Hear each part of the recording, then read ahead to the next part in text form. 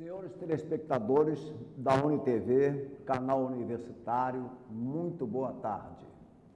Nesse momento, damos início ao programa Grupo Mônaco de Cultura e Saúde, que vai ao ar, ao vivo, todas as terças-feiras, às 15 horas. Neste primeiro bloco, o Bloco de Cultura, temos a honra de receber como convidado o presidente do Instituto Histórico e Geográfico de São Gonçalo e membro de diversas instituições culturais, o professor Marcos Vinícius Macedo Varela. Boa tarde, professor Marcos Vinícius. É uma honra recebê-lo aqui em nosso programa. Boa tarde, Carlos Mônaco, o Papa da Cultura, ouvintes e também telespectadores da UniTV 17, do canal 17 Universitário. Uma boa tarde a todos vocês. Marcos Vinícius, quando você assumiu a presidência do Instituto Histórico e Geográfico de São Gonçalo, e também gostaria de saber a quem você sucedeu. Bom, eu assumi pela terceira vez o Instituto Histórico e Geográfico de São Gonçalo em setembro de 2011. E agora, no próximo ano, 2013, haverá uma nova eleição. Assumi na renúncia do professor Oswaldo Luiz Ferreira, e o vice-presidente assumiu o professor Ismael Vicente. Ele assumiu muito bem o Instituto, colocando o Instituto em pauta junto à sociedade gonçalense e com muitos feitos. E o Ismael passa a cadeira do presidente à minha pessoa, e me sinto muito honrado de assumir essa responsabilidade, o que já fiz anteriormente. Perfeito. Marcos Vinícius, eu queria saber também quando foi fundado o Instituto Histórico e Geográfico de São Gonçalo e também onde é que está localizada a sua sede. Bom, o Instituto Histórico e Geográfico de São Gonçalo ele foi fundado por um grande idealista, o professor Avair Maciel, qual Vossa Excelência conheceu muito bem, uma pessoa de grande valia para a cultura fluminense, um gonçalense que sempre soube amar sua cidade. Ele foi fundado em 30 de setembro de 95. 30 de setembro de 95. Um grupo de pessoas estudiosas, pessoas que amam a cidade de São Gonçalo se reuniram numa noite e definiram que deveria São Gonçalo criar uma instituição que abarcasse todo o ideário da cultura de São Gonçalo. E aí foi fundada. Realmente, o Instituto Histórico e Geográfico de São Gonçalo é uma instituição forte. Vários membros que constam dessa instituição são figuras de grande valor, realmente. Eu conheço muitos deles, como também conheci o saudoso Avair Maciel. Realmente uma figura brilhante. Eu queria saber, Marcos Vinícius, sobre a programação do Instituto Histórico e Geográfico de São Gonçalo até o final deste ano de 2012. Bom, nós temos esse ano ainda, nós vamos entrar agora no mês de agosto, a preparação para o curso História de São Gonçalo, feito, acredito que em setembro e outubro, porque o aniversário do Instituto é em setembro. Esse curso vai ser inteiramente gratuito, material didático gratuito, os palestrantes colaboram gratuitamente, os diplomas de formação gratuitos e também um encerramento, um singelo coquetel. Isso seria um dos elementos desse ano ainda, programados. A entrega da medalha Barão de São Gonçalo, que é a nossa medalha que foi criada, foi o primeiro feito de minha gestão ainda em 2011, em setembro, e nós teremos também a festa de aniversário da instituição, com a entrega da medalha Evadir Molina, que também foi seu conhecido, e você recebeu juntamente com todas as instituições culturais fluminenses. Receberam a medalha Evadir Molina, criada por minha pessoa também, quando presidente do Instituto Histórico e Geográfico de São Gonçalo. Sim, e por que dessa homenagem? Realmente o Evadir Molina é um historiador que tive grande prazer em conhecê-lo, né? autor de várias obras sobre a história de São Gonçalo, ele junto com Salvador Mata e Silva, né? São Gonçalo no século XV, XVI, XVII, XVIII, né? Realmente uma figura extraordinária que dá até nome a uma escola municipal. Então eu queria saber, Marcos Vinícius, o porquê dessa homenagem, muito justa, por sinal, ao Barão de São Gonçalo e também a Evadir Molina. Bom, em primeiro lugar, o Evadir Molina. O professor Molina, ele respirou, ele nasceu em São Gonçalo, ele respirou o ar gonçalense pela primeira vez. O professor Molina, eu acredito, Carlinhos, que com toda sinceridade, foi o homem que mais trabalhou pela grandeza de São Gonçalo. O homem que fez da sua vida o que a terra gonçalense pudesse crescer e mostrar que São Gonçalo tem uma história brilhante, que os gonçalenses são competentes, que a cultura de São Gonçalo ela é competente. Então nós resolvemos criar essa medalha, inclusive, porque o professor Molina, ele veio a falecer um dia antes da finalização do curso História de São Gonçalo. Eu lembro perfeitamente, eu era aluno desse curso História de São Gonçalo e o professor Molina, um dia antes da nossa formatura, o professor Molina veio a falecer. Um homem de uma grandeza singular, um homem que se destacou na literatura, na história, e um homem que eu tive o prazer de, quando ele viu a carta de Seis Maria de São Gonçalo, pelo grande amor que ele sente pela cidade de Sintia, pela cidade de São Gonçalo, ele chorou na minha frente, ele vendo a carta de Seis Maria. Então mostra a grandeza de um homem que soube distribuir a sua competência junto à história de São Gonçalo. Perfeito. Era frequentador assíduo da Livraria Ideal e do Grupo Mônaco de Cultura. Bom, Marcos Vinícius, além da presidência do Instituto Histórico e Geográfico de São Gonçalo, você também é membro da Academia Gonçalense de Letras, Artes e Ciências, a AGLAC. Eu queria saber de você, como é que você vê o atual movimento literário em São Gonçalo? Bom, eu acredito muitíssimo no movimento literário de São Gonçalo, principalmente que hoje a AGLAC ela está sendo presidida pelo ilustre, para mim um baluarte também da cultura fluminense, o professor Félix. Fernando Félix é um grande homem, um escritor, tem belíssimas obras publicadas. E um detalhe, nós temos pessoas em São Gonçalo que editam livros, como o professor Oswaldo Luiz, professora Marina Dias, Antônio Carlos, Salvador Mata e Silva, Maria Nelma Carvalho Braga, enfim. Se eu fosse citar aqui, eu acho que ficaria o dia inteiro citando brilhantes autores de São Gonçalo. E eu considero o movimento literário de São Gonçalo um movimento com uma força extraordinária. Agora, veja bem, nós precisamos, é claro, do amparo do poder público, de autoridades competentes, para que ajudem na edição de trabalhos que dignificam a memória de São Gonçalo. Eu mesmo estava preparando um trabalho sobre 100 poetas gonçalenses, mas tive que dar uma parada, porque fiquei um pouco atrapalhado com outras publicações que eu estava empenhado. Agora, o movimento é extremamente importante, forte o movimento literário de São Gonçalo. É bom nós tomarmos conhecimento desse atual movimento que é poderoso.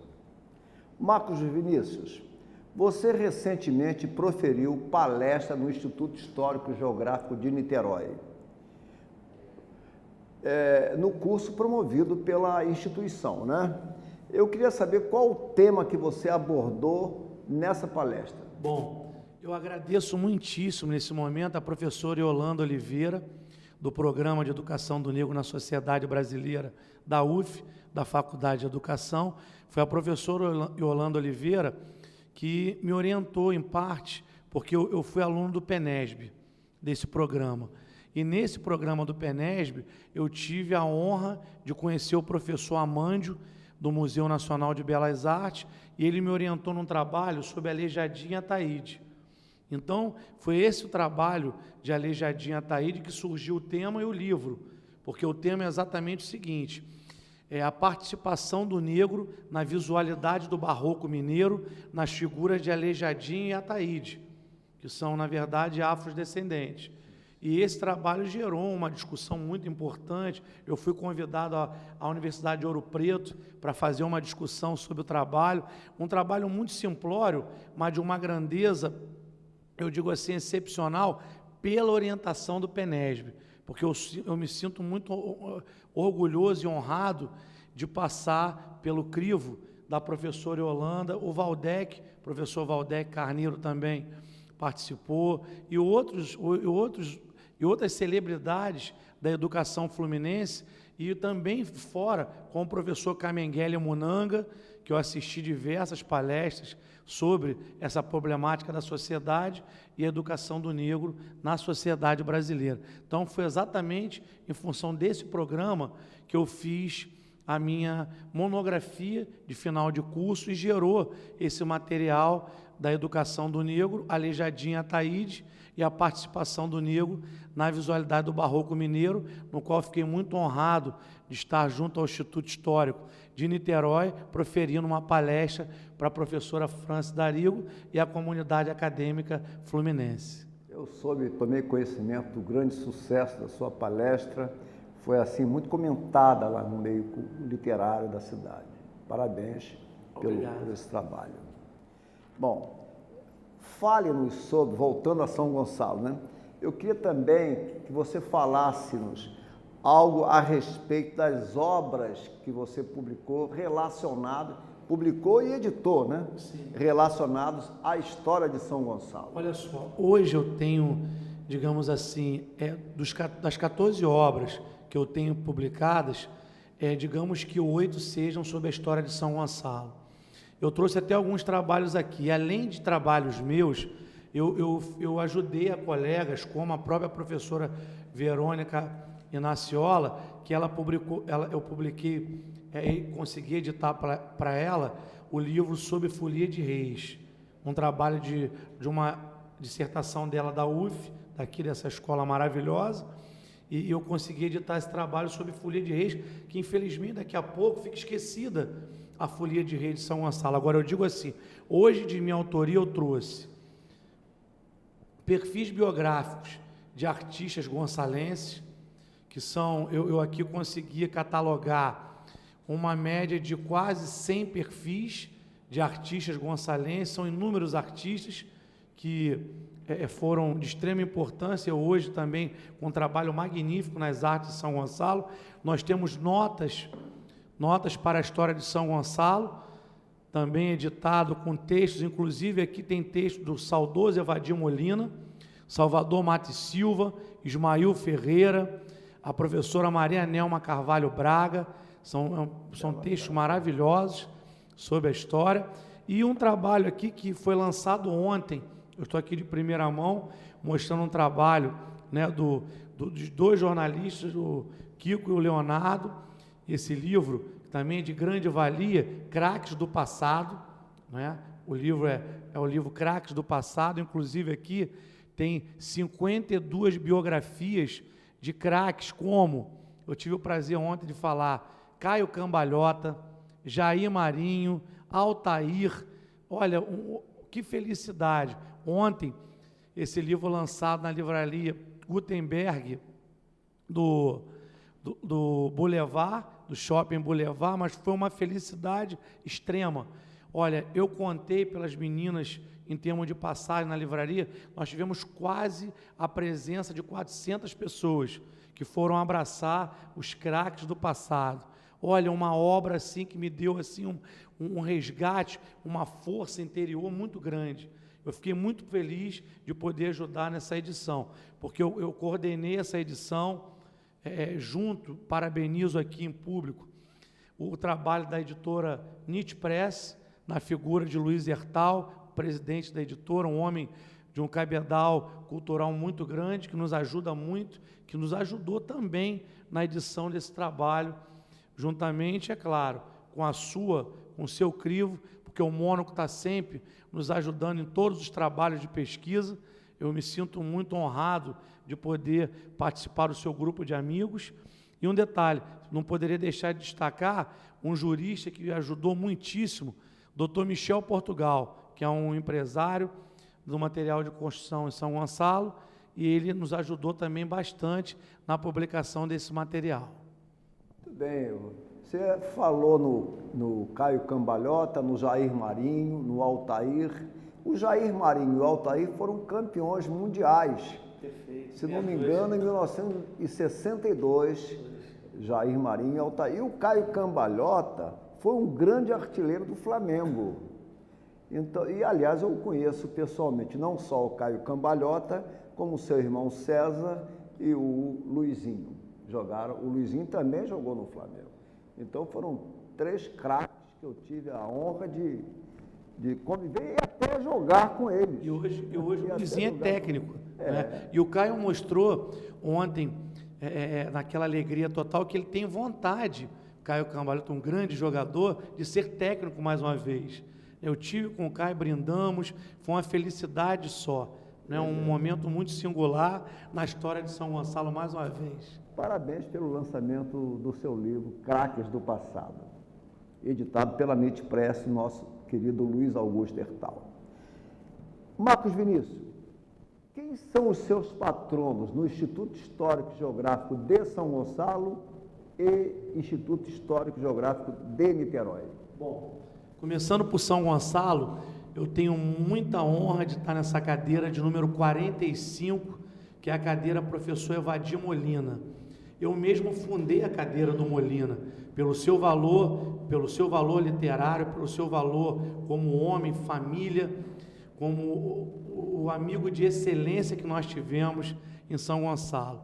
E em Niterói, minha cadeira é de número 47, patronímica de Monsenhor Pizarro, também com um trabalho vastíssimo nas memórias do Rio de Janeiro, um brilhante escritor que, logicamente, mapeou muita coisa na região fluminense, inclusive engenhos, capelas, que tem um trabalho maravilhoso que foi editado há pouco tempo, né, e nós temos esse trabalho. Inclusive, Vossa Excelência foi presenteado e eu, como presidente do Instituto Histórico, também ganhei esse livro do Sérgio Caldier, que é um grande amigo nosso. É verdade. Marcos Vinícius, todos nós sabemos da atuação maravilhosa do Instituto Histórico e Geográfico de São Gonçalo. Eu queria saber de você, Marcos Vinícius, se essa instituição recebe algum apoio. Olha, infelizmente, nós não recebemos apoio assim. Eu digo assim, eu acho que até uma questão um pouco atravessada. O poder público, ele não investe no sentido da instituição, do Instituto Histórico e Geográfico de São Gonçalo. Mas nós temos ajudas, assim, de confrades nossos, como, a exemplo, o Instituto hoje é uma instituição sem teto, como muitas aqui fluminenses são, ele não tem uma sede. E o doutor Toledo, que tem uma clínica, que é nosso confrade, em São Gonçalo, no Porto da Pedra, ele cedeu uma sala na clínica para as reuniões do Instituto Histórico. Então, eu deixo o meu agradecimento ao ilustre Toledo por ele nos ajudar, porque é assim que nós conseguimos sobreviver. Né? Nós vamos conseguir nos manter aí no futuro exatamente através dos nossos confrades. E uma simbólica ajuda, não é, anual de uma fração de 10% do salário mínimo. Então, hoje você vê o salário mínimo em torno do que é anualmente, uma anuidade de, no máximo, R$70. São menos de R$7 por mês para a manutenção da instituição. E nós conseguimos um trabalho de excelência. A comunidade de São Gonçalo, ela abraça o Instituto. No último curso, eu digo assim, o ano passado nós não tivemos o curso, mas na gestão anterior do Ismael, nós tivemos um curso com uma média de quase 100 participantes. 100 participantes é um grande número para São Gonçalo, foi muito bom. Perfeito. E também queríamos saber quantas cadeiras é composta o Instituto Histórico e Geográfico de São Gonçalo, também se há cadeiras vagas e o que é necessário para concorrer a uma cadeira do Instituto. Sim, amigo. Olha só, nós somos 50 nas cadeiras com patronos. E um detalhe, nós hoje temos, infelizmente, uma cadeira vaga. E para mim é muito triste até, eu me emociono muito, porque para mim foi um dos grandes professores da Universidade Federal Fluminense, professor Célio Pereira. Então, eu tenho uma saudade muito grande do professor Célio, que foi um grande homem, um homem de valor assim ímpar para a cultura fluminense, sempre nos ajudando, e com o seu falecimento ficou vaga uma cadeira. Hoje eu te digo que eu não sei exatamente a cadeira do Célio, mas só existe uma cadeira vaga das 50 do Instituto Histórico Geográfico, que possivelmente será preenchida pela figura do professor Heraldo Mesquita, né, o Heraldo Mesquita Souza, que é o presidente atual do Instituto Histórico Geográfico de Bom Jardim, que está fazendo um trabalho, eu parabenizo o Heraldo, de excelência no Instituto Histórico Geográfico de Bom Jardim, e ele será o candidato dessa cadeira vaga pelo professor Célio, né? O saudoso professor Célio. Realmente, Heraldo é uma figura de grande valor, sim. Apoio a candidatura do nosso querido Heraldo Mesquita. Então, com seu apoio, eu tenho certeza que o Heraldo breve estará eleito numa cadeira, numa das 50 do Instituto Histórico Geográfico de São Gonçalo. Marcos Vinícius, seu livro, Vila Pereira Carneiro, foi um grande sucesso, bela repercussão, e até fiquei muito honrado em constar do livro, de participar da sua obra. Muito obrigado. Você pensa em reeditá-lo, e como é que você se sente com essa grande repercussão em torno do Vila Pereira Carneiro? Bairro onde você nasceu. Exatamente. E onde eu vivi muitos anos. E nasceu também, né?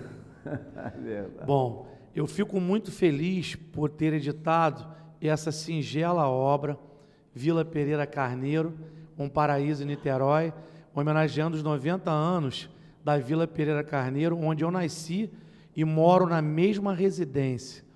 Essa casa foi comprada pelo meu bisavô em 1940, e nós residimos na mesma casa até hoje. E também me sinto muito honrado de, nessa singela obra, que eu não quis incluir nenhum eruditismo, porque é uma obra extremamente popular para os moradores da vila e para marcar a história fluminense, eu tive a participação do Carlos Mônaco. O material desse livro aqui, 90% foi retirado da memória do Mônaco e de materiais que ele me emprestou. E um detalhe interessante, essa singela obra, ela foi acolhida assim pela totalidade dos moradores da Vila Pereira Carneiro, né? Eu tive, né, um abraço do comandante Carlos Borba, que é um dos que eu fiz aqui uma homenagem, a professora Alice também, a família Viegas, que inclusive eu chamo Dona Deise, a professora Deise, ela foi uma das primeiras professoras que eu tive em minha carreira acadêmica, né, logo nos primórdios. O Telmisson, jornalista Telmisson, hoje também mora na vila. Enfim, Carlinhos, foi assim digamos assim, um grande momento da minha vida poder colaborar com esse trabalho, porque esse trabalho eu, inclusive, tenho ali a fotografia do vosso pai, seu Silvestre, inclusive está ali nos fundos da minha casa, na frente da casa do Pietro Mônaco, seu primo, com a Ângela, que hoje é doutora na Universidade Federal de Minas Gerais. Então está tudo registrado aqui. Perfeito. Né? Uma homenagem ao Conde Pereira Carneiro, um perfil biográfico dele, e vários que ali moraram na Vila Pereira Carneiro e dali saíram para o Brasil como um todo, porque nós temos aqui, na Vila Pereira Carneiro, nós temos uma mega empresa, digamos assim, de saberes na Vila Pereira Carneiro, mas são saberes ecléticos, na arte, na música, na literatura, no esporte, enfim, é um leque de sabedoria, a minha querida e amada Vila Pereira Carneiro. E ali nós tivemos figuras importantes que moraram na Vila Pereira Carneiro, como o neto do poeta Augusto dos Anjos, como o pintor Roberto Paragó e tantos outros, né? O saudoso Périx Sodré, Danilo Caymmi, e tanta gente, Ana Terra, olha grande cantora Ana Terra, Juliana Terra Pobre, enfim, é uma mega empresa de sucesso, a Vila Pereira Carneiro. Considerações finais, Marcos Vinícius. Bom, eu agradeço a todos aqui do canal universitário da UniTV, canal 17, a sua figura, né? Um abraço à sua família, à sua querida e honrada família, a todos os niteroenses e principalmente para os moradores da Vila Pereira Carneiro, porque eu me sinto muito feliz de continuar morando na mesma residência, como falei anteriormente, e os nossos confrades do Instituto Histórico e Geográfico de São Gonçalo, junto com os nossos gonçalenses. Muito obrigado, Marcos Vinícius. Segunda-feira próxima, na Câmara Municipal de Niterói, entrega da medalha José Cândido Carvalho a Gilson Rangel Rolim e Luiz Antônio Barros. Despeço-me agradecendo a presença do professor Marcos Vinícius Macedo Varela, presidente do Instituto Histórico e Geográfico de São Gonçalo, e também aos telespectadores. O segundo bloco terá o comando da psicóloga e acadêmica Elizabeth do Vale. Muito obrigado.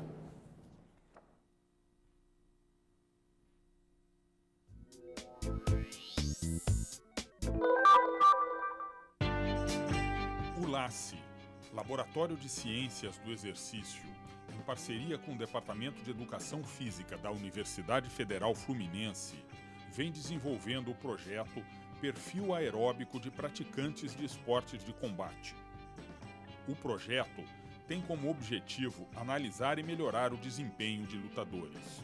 O projeto é um projeto realizado em colaboração entre o Instituto Biomédico, Laboratório de Ciências do Exercício e o Instituto de Educação Física. É um projeto que tem o apoio da FAPERJ, a Fundação de Amparo à Pesquisa do Rio de Janeiro, cujo objetivo principal é propor um método inovador, contribuir para que o esporte no Brasil receba uma injeção de inovação, de criatividade, de novos métodos, naturalmente com a perspectiva de contribuir para que nós tenhamos mais sucesso nos Jogos Olímpicos. O objetivo desse projeto é criar um protocolo específico, né, para avaliar atletas do taekwondo, do boxe e do judô. Nesse primeiro momento, a gente está realizando o projeto para avaliação dos atletas de taekwondo e, num segundo momento, a gente irá iniciar os atletas de judô. A gente acha que os testes habituais, os testes que comumente são usados, eles podem estar subestimando a capacidade desses atletas. Então, qual é o real objetivo desse projeto? É criar um procedimento que utilize as técnicas que esse atleta usa no dia a dia, no cotidiano de treinamento. A partir disso, a gente está partindo de um protocolo já existente, protocolo de rampa, adequando as técnicas desses atletas para a gente poder ter uma resposta mais real desses parâmetros fisiológicos que se relacionam com o treinamento. Então, a gente tem a ideia de que esses protocolos que nós estamos criando se aproximam mais da mecânica que esses atletas têm no cotidiano de treinamento e também que as variáveis fisiológicas que a gente está avaliando tendam a apresentar um comportamento mais real, por assim dizer. Então, esse teste a gente está tentando fazer ele como uma forma de uma metodologia mais precisa, né? É uma metodologia inovadora, é um procedimento que a gente está criando, a gente está comparando com um método que já é estabelecido na literatura, mas nós temos a intenção de provar que talvez esse seja o teste mais adequado para avaliar esse perfil de atletas. Além de professores e alunos, participam da pesquisa atletas de lutas com idade entre 20 e 35 anos. Bom, de certa forma, os esportes de combate, principalmente, trabalharam sempre de forma muito empírica. Lógico que a gente não pode desconsiderar os anos de experiência, mas com o avanço da tecnologia, da ciência do esporte, é importante essa aproximação. E no caso do professor Antônio Cláudio e professor Jonas, estão propiciando isso. É justamente esse casamento da parte empírica, que são a experiência, auxiliado a indicadores de performance, no caso fisiológicos, que vão auxiliar a prescrição do treinamento de forma mais precisa, acurada. É muito importante porque mostra a progressão que o nosso curso de Educação Física, apesar de um curso recente, está conseguindo evoluir na área da pesquisa. E para mim, como atleta, como eu sou competidora, mostra no que eu tenho que evoluir na questão de condicionamento físico, cardiorrespiratório. Então, acho muito importante também para a minha evolução.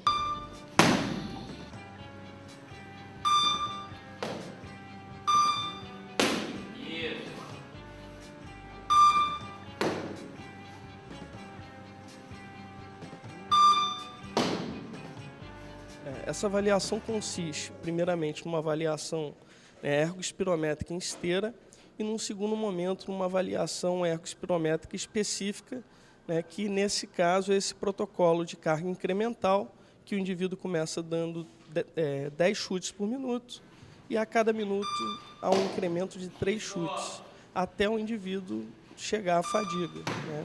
Com isso, a gente é capaz de avaliar a capacidade de consumo de oxigênio máximo desse indivíduo. O protocolo de avaliação aeróbica de lutadores é um estudo inédito no mundo. A partir dele, se poderá destacar o melhor e o pior de um atleta de luta, possibilitando seu aperfeiçoamento através de um treinamento individualizado. A partir dessa avaliação, a gente é capaz de determinar alguns indicadores importantes para o treinador, como, por exemplo, o limiar anaeróbio, e a gente consegue transferir isso para o treinamento desses atletas, permitindo que o treinador trabalhe em determinada faixa de intensidade mais adequada e, com isso, o atleta vai conseguir desenvolver um melhor rendimento na luta. Vamos lá, vamos lá! Vambora, vambora! Tá chegando no final do teste, vamos lá! Vambora, vambora!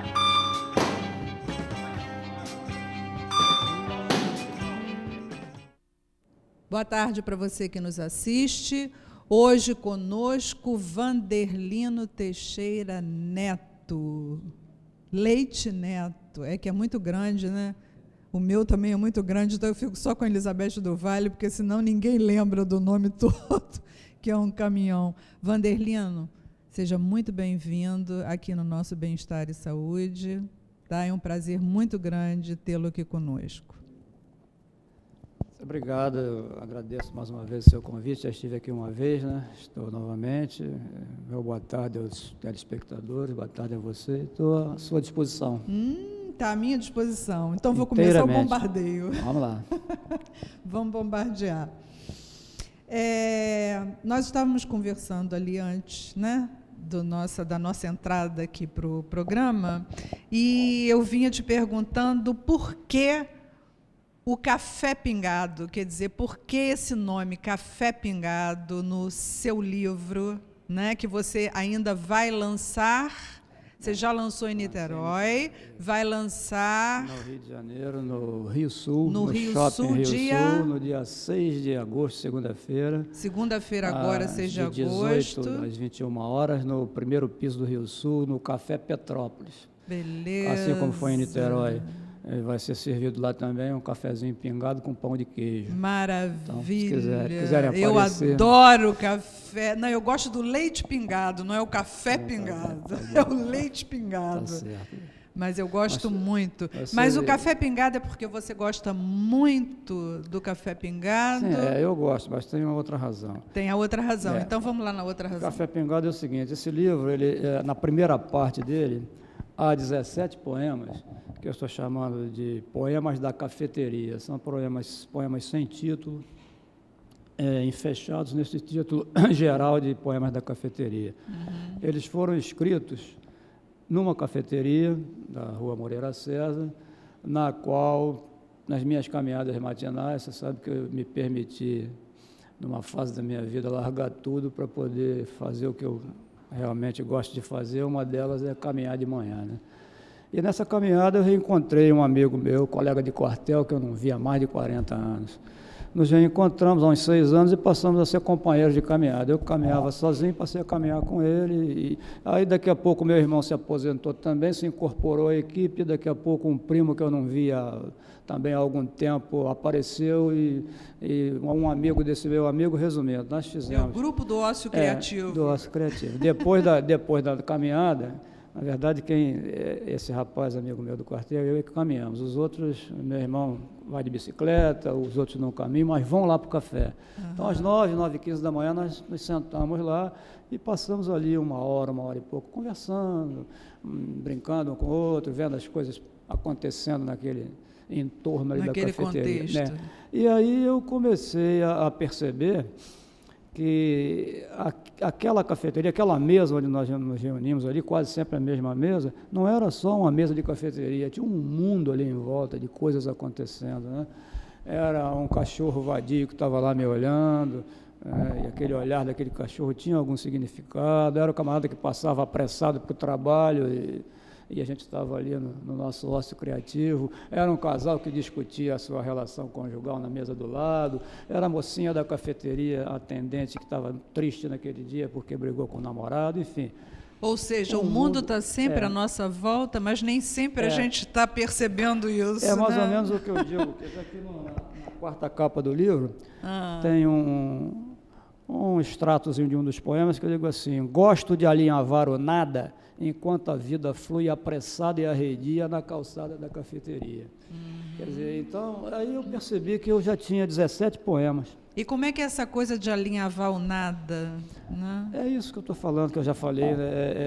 É você ficar ali aparentemente sem fazer nada de produtivo, mas as coisas estão na sua cabeça, elas estão sendo produzidas e são transformadas em poemas depois, né? Mas então a gente chega à conclusão que esse nada é metafórico mesmo, porque ele não existe, né? Ele é simbólico. Exatamente. Né? Na realidade, você está fazendo muita coisa, porque você está atento ao mundo, você está atento a todos os estímulos que estão à sua volta. Exatamente. E isso se reverte em produção. Isso. E aí o que aconteceu? Esses 17 poemas iniciais, que eu chamei de poemas da cafeteria, e como eu tomo toda manhã o meu cafezinho pingado, então eu resolvi dar o título do livro de Café Pingado. Essa é a introdução do livro, né? Depois veio uma série de poemas que eu já vinha construindo há algum tempo. Meu último livro de poemas tinha sido publicado em 88. De lá para cá eu vinha guardando alguma coisa, nem pretendia mais publicar poesia. Mas aí, de uns 5 anos para cá, eu vivi um momento muito intenso com a doença de minha mãe, que era uma mulher extremamente atuante e nunca se entregou, ficou viúva muito cedo e foi à luta, e foi trabalhar, autodidata. Ela foi criada num tempo em que a mulher era educada apenas para cuidar de marido, e ela foi educada assim, né? E quando ficou viúva com 44 anos, teve que ir à luta e começou a trabalhar, e viajava muito, ia a teatro, ia a cinema, e de repente ficou doente. Uma doença que foi minando a saúde dela aos pouquinhos. Ela teve que deixar Niterói, muita E como é que foi para você, Vanderlino, conviver com isso, né? Quer dizer, ir se despedindo gradativamente da sua matriz, né? Porque a mãe, eu acho que justamente tem esse peso, né? Que é um peso muito saudável, porque é a coisa da natureza do ser, né? Quer dizer, o laço de mãe e filho é um laço extremamente forte. Né? Perder mãe é uma coisa, né? Você perde a raiz, você perde o chão. Foi uma experiência muito diferente para mim, porque eu perdi meu pai, ele tinha 47 anos. Então, quer dizer, a morte se apresentou diante de mim com a minha matriz, como você falou, com meu pai e a minha mãe, né? Se apresentou para mim em momentos extremamente diferentes, né? Meu pai muito cedo. Em ciclos de vida diferentes. Né? Meu pai muito cedo e de repente. Minha mãe já com 90 anos, ela ficou doente com seus 84, mais ou menos, e lentamente.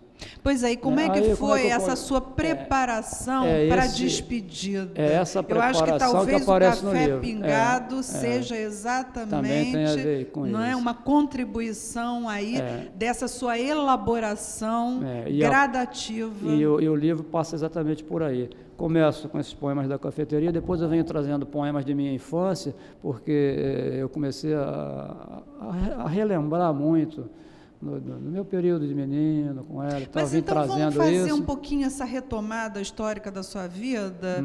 O que você traz no Café Pingado que fala sobre a sua infância? Tem muita coisa. Deixa eu só dar um... Escolhe. Deixa eu dar primeiro um arremate uma panorâmica. Falando, né? Então, o livro corre assim. São os poemas da cafeteria, são os poemas que me trazem da infância, depois uma interação muito grande com a natureza. Eu passei a ficar muito mais ligado à natureza com a doença de minha mãe, uma coisa interessante. Não só porque onde ela passou a morar é um lugar de interior, então eu também caminhava lá de manhã numa paisagem completamente diferente da que eu caminhava aqui. Isso me influenciou muito. E aí eu vim trazendo para essa aceitação da finitude, né? Mas eu tinha muito medo de não tratar, de tratar disso de uma maneira muito pesada. Eu não queria tratar disso de uma maneira pesada, porque para mim, na verdade, não foi uma coisa sofrida, mas não foi pesada.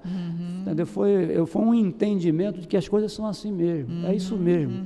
É o término de um ciclo. De que a morte faz parte da vida. Faz parte do ciclo, né? Talvez faz parte, integra a vida. Mas é duro, né? Você ir compartilhando desse momento. E aí eu vim trazendo isso para o livro, né?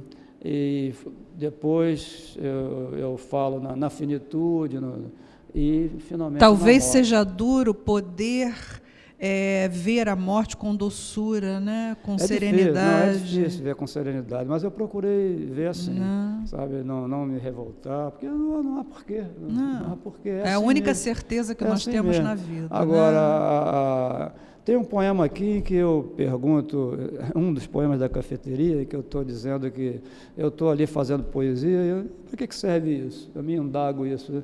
Porque tinha uns camaradas do lado, na mesa do lado, falando em trabalho. Aí eu digo no poema assim, bom, pelo menos serve para que eu não fique tentado a voltar a trabalhar. Continue no meu ócio criativo, né? Serve para isso. E aí um primo meu me disse que não voltou a trabalhar por conta desse poema. Então eu falei, então a poesia serve para alguma coisa. Então a poesia serviu para muito mais. A poesia serviu para me ajudar a trabalhar a perda. Sabe? Esse livro é muito com relação a isso. Me ajudou muito a trabalhar. Você foi elaborando a perda, foi se despedindo gradativamente, simbolicamente, através do teu trabalho. Através do trabalho poético. Então, né? Wanderlino, fala alguma coisa relacionada à sua infância que você tenha colocado no livro. É para a gente dar uma ordem aí cronológica no teu trabalho. Eu separei. Wanderlino, esse livro, quantas publicações você tem? Esse livro é o 20º. Olha, beleza. Mas não é tudo de poesia, não. Eu sei. Olha, por exemplo, eu falo aqui num menino que convive comigo sempre. Eu acho que a gente não pode deixar de ter dentro da gente a criança. A gente não pode matar a criança que a gente... criança que habita existe o nosso em interior, nós, né? Então tem um poema chamado O Curumim.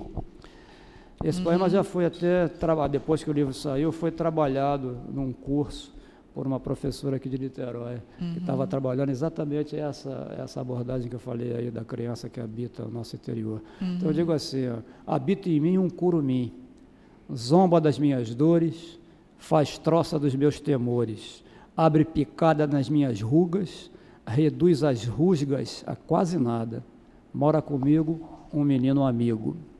Então esse menino que me acompanha, e graças a Deus que ele me acompanha, né? Depois tem um que eu chamo de Icaraí anos 50, que eu digo assim, sob voraz sol de verão, mulheres se amorenam, do topo do trampolim, corpos varam o vazio, a bolinha repica nas raquetas, a roda do bonde range no trilho e minha infância passeia na calçada.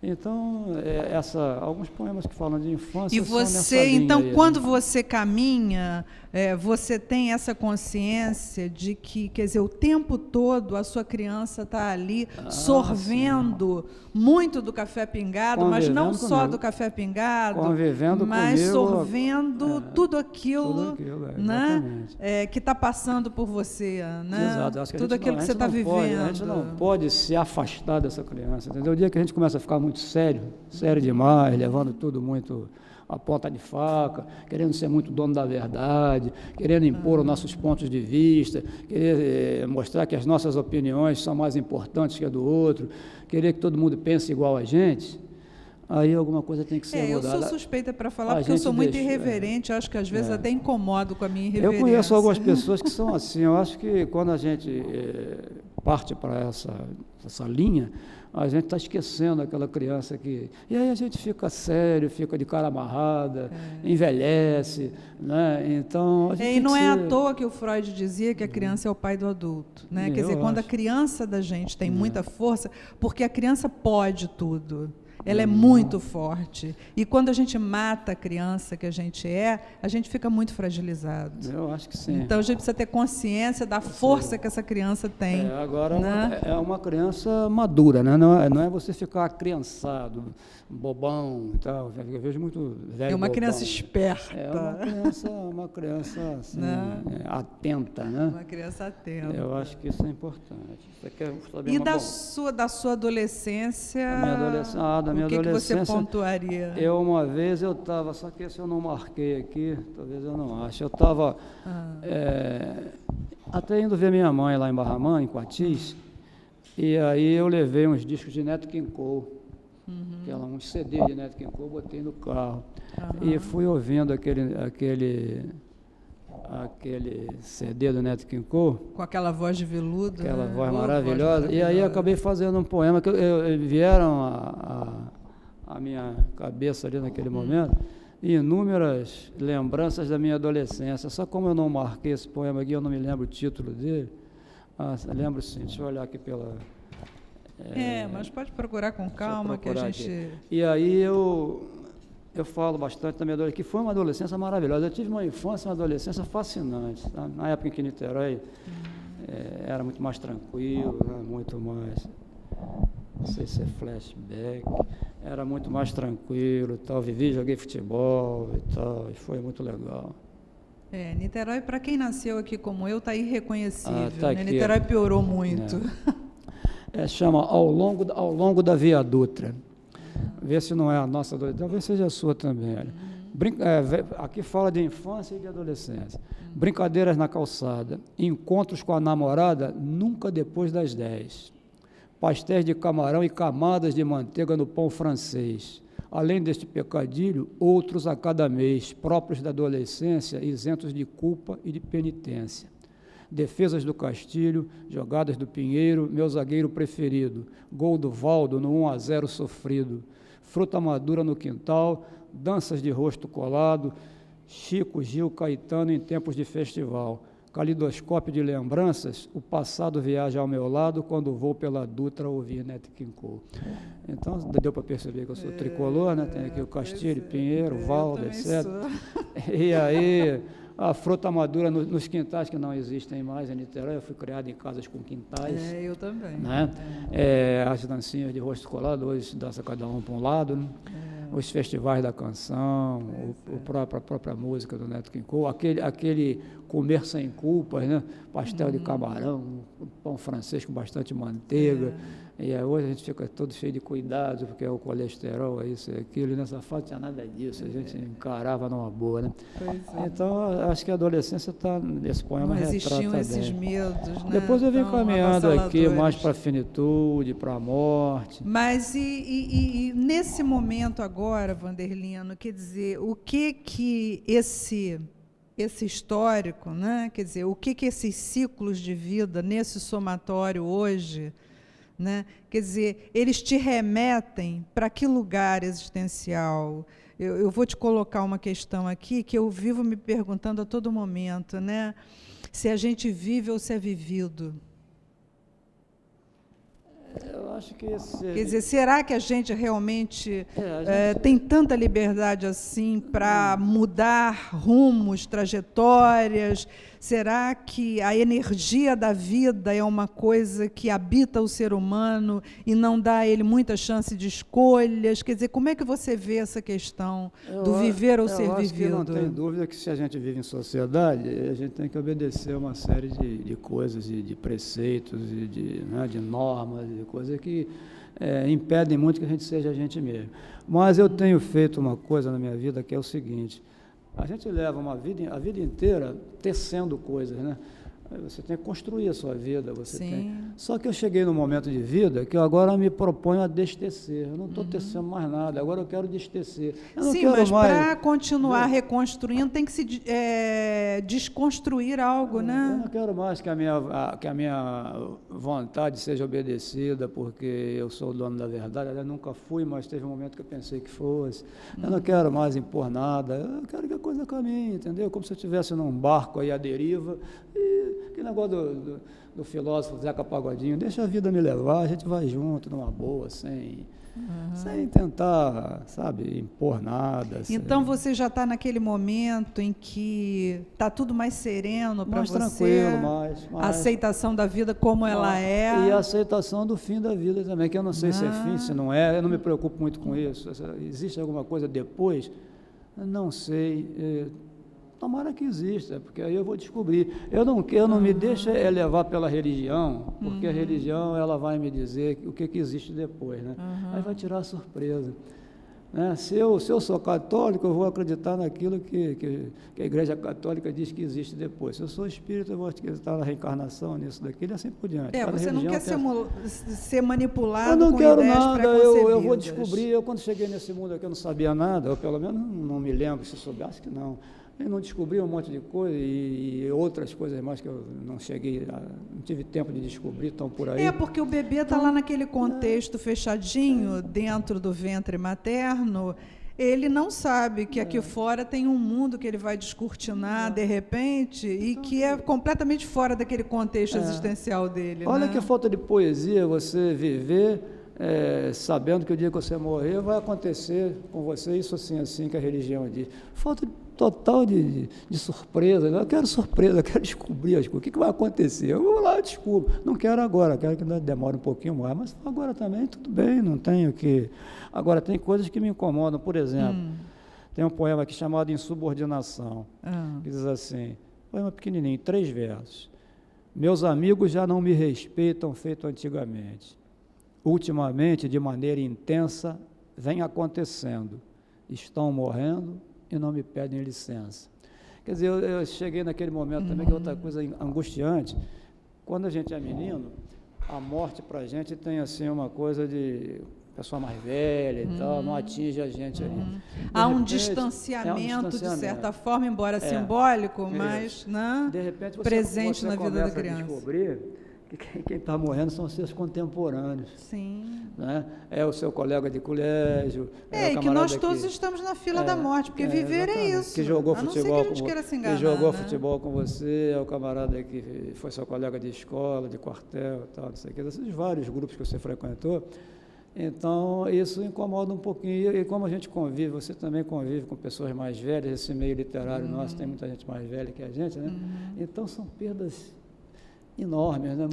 Muitas perdas. E a gente vai de pessoas que a gente admira muito, então é uma carga afetiva muito grande que entra em jogo. Isso, eles não pedem licença para nós, de repente você descobre e o camarada já não está mais ali com você, já se foi, sem te pedir licença, são falta de respeito. Pois mas o que acontece é isso, é que a morte chega e ela não pergunta se você está preparado. Não quer saber de nada, mas o livro é isso. Aliás, a vida também não pergunta para a gente se a gente está preparado, ela simplesmente executa. Né? E a gente que tem que se virar para administrar aí as situações da melhor maneira possível. Concorda? Concordo, é isso mesmo. Então vamos ver como é que você está administrando esse seu momento atual em termos poéticos. Como é que eu estou administrando em termos poéticos? Eu estou administrando desse jeito que eu te falei, deixando que as coisas aconteçam, né? Sem muita expectativa nem de reconhecimento. Eu tenho mais essa expectativa. Acho que você vai fazendo as suas coisas. Se você tiver que ser reconhecido, por exemplo, se eu trabalho literário, vou escrevendo, vou fazendo. Se eu tenho o reconhecimento que eu acho que eu gostaria de ter, é claro que a gente sempre quer ter mais, né? Mas eu estou tendo o reconhecimento que tem que ser, que é isso mesmo. E cada vez você vai fazendo mais sem esperar muito. Eu não espero mais nada sabe? Então, você está chegando no momento da verdadeira entrega. Eu acho isso é uma bonita entrega à vida, né? Ao processo de viver. Concorda? Eu acho que sim. Sem né? Que é essa coisa do despojamento. Sem exigência, não tem... As coisas são como são, e elas acontecerão, você tem que fazer a sua parte. O resto não é problema meu. Eu sempre digo essa minha pergunta assim para mim, quando acontece alguma coisa que me abala um pouquinho, eu me pergunto, eu fiz a minha parte? Se eu chego à conclusão que eu fiz a minha parte, eu fico tranquilo, vou dormir serenamente. Por quê? Porque se eu fiz a minha parte, o restante não é problema meu. E qual é a sua parte, então, como ser humano, nesse momento da sua vida? O que você chamaria de sua parte? A minha parte é exatamente essa, é não fazer cobrança das pessoas, tá? É procurar entender as pessoas assim como elas são, tá?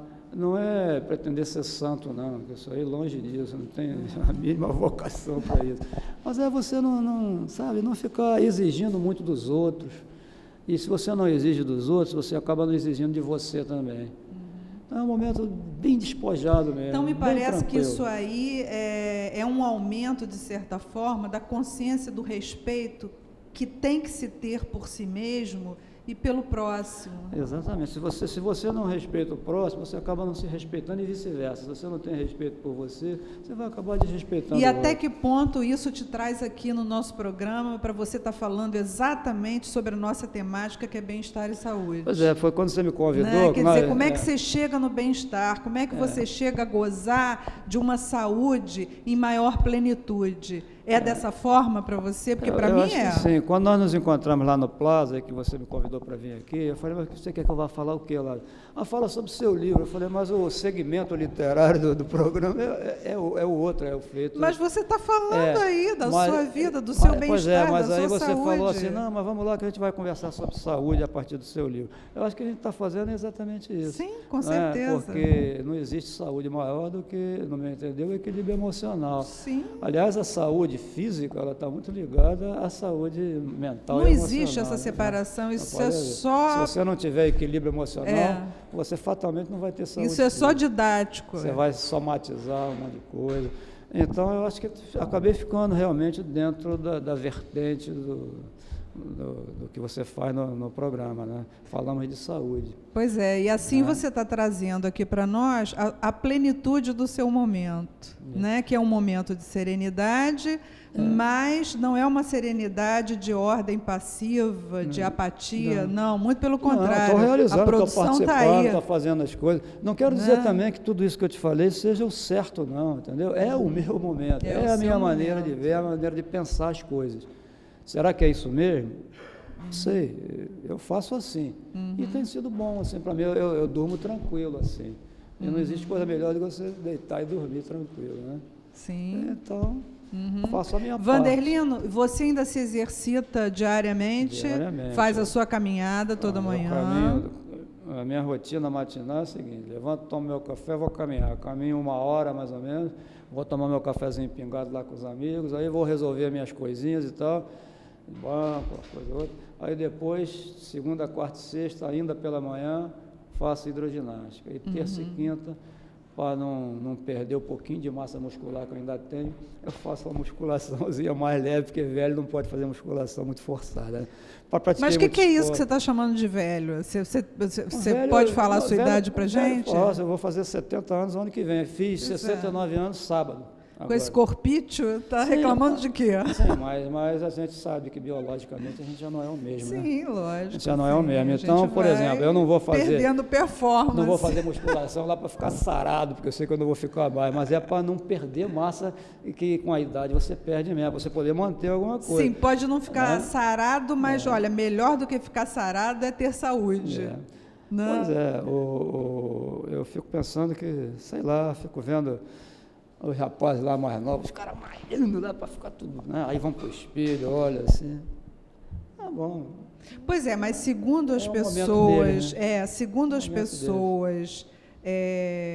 mais especificamente ligadas à área do exercício físico, como o Nuno Cobra, por exemplo, ele fala, inclusive, nesse termo, malhação, e ele diz o seguinte, que a malhação não traz a saúde, quer dizer, você deixar o corpo exausto de tanto fazer exercício, de tanto fazer...